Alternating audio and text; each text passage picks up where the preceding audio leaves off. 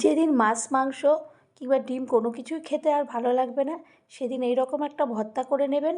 দেখবেন এটা দিয়ে আপনি পুরো ভাত খেয়ে নেবেন এবং বাড়ির সকলেও পুরোটাই খেয়ে নেবে। তার জন্যে আমি নিয়েছি এক আঁটি ধনেপাতা আর নিয়েছি চিংড়ি মাছের মাথা।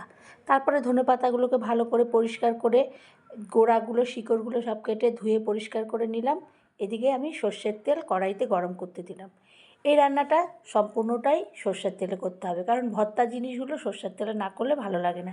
এরপর ধনেপাতাগুলোকে তেলে দিয়ে ভালো করে নাড়াচাড়া করে একটু মজিয়ে নেব, একটু জলটাও শুকিয়ে যাবে।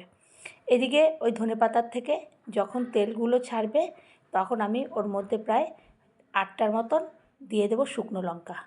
ওইটা একটু ভাজা ভাজা হয়ে গেলে দিয়ে দেবো এক বাটি চিংড়ি মাছের মাথাগুলোকে আমি পরিষ্কার করে আগে বেছে রেখেছিলাম। এরপর ওগুলোকে ভালো করে আমি ভেজে নেব। এইগুলো একটু ভাজা হয়ে গেলে ওর মধ্যে দিয়ে দেব চিনি, একটুখানি লবণ, একটু হলুদ দিয়ে আমি ভালো করে নাড়াচাড়া করে নেব। এর সঙ্গে এরপরে ধনেপাতা, চিংড়ি মাছের মাথা আর লঙ্কাটাকে একটুখানি ভালো করে কষাতে থাকবো। যতক্ষণ না শুকিয়ে আসে ততক্ষণ পর্যন্ত আমি এইভাবে কষাতে থাকবো, যতক্ষণ না জল মরে। চিনিটা দেওয়ার কারণ এখানে ঝাল একটু মিষ্টির ব্যালেন্সটা ঠিকঠাক থাকবে। এরপরে শুকিয়ে আসলে একটা আমি মিক্সিং জার নেব, তার মধ্যে দিয়ে দেব। নমস্কার বন্ধুরা, বং কিচেন নতুন একটা রেসিপিতে আপনাদের স্বাগত জানালো। আমি যে রেসিপিটি করব সেটি চিংড়ি মাছের মাথা দিয়ে ধনেপাতা ভর্তা। তারপরে এগুলো একটু জলটা মজে আসবে, একটু ঠান্ডা হয়ে গেলে তখন আমি ওর মধ্যে দিয়ে দেব কাঁচা লঙ্কা দিয়ে আর দিয়ে দেব প্রায় 15 থেকে 20টার মতন রসুনের কোয়া। এখানে পেঁয়াজটাকে আগে আমি দেব না। এরপরে আমি একটা মিহি পেস্ট করে নিলাম। এদিকে আবারও কড়াইতে তেল দিয়ে দিলাম।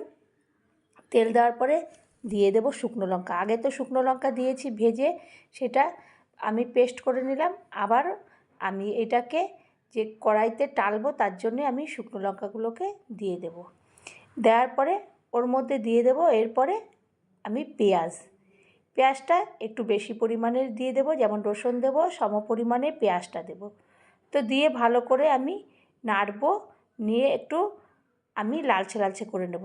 তখন যে আমি পেস্টটা চিংড়ি মাছের মাথা, ধনেপাতা, শুকনো লঙ্কা এইগুলো আমি যে তারপরে রসুন যা কাঁচা লঙ্কা দিয়ে করেছিলাম এইগুলোকে আমি এরপরে দিয়ে ভালো করে কড়াইয়ের মধ্যে ঢালবো।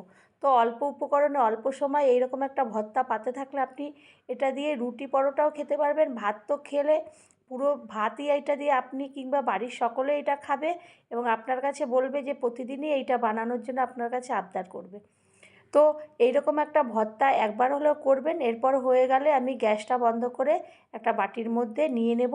আর এইটা ভর্তাটা একদিন না খেলে এই শীতকালের দিনে খুবই মিস করবেন। তো তার জন্যে বাড়ির সকলকে খাওয়াবেন, নিজে খাবেন। ভালো লাগলে আবার কোনো রেসিপিতে দেখাবে। ধন্যবাদ।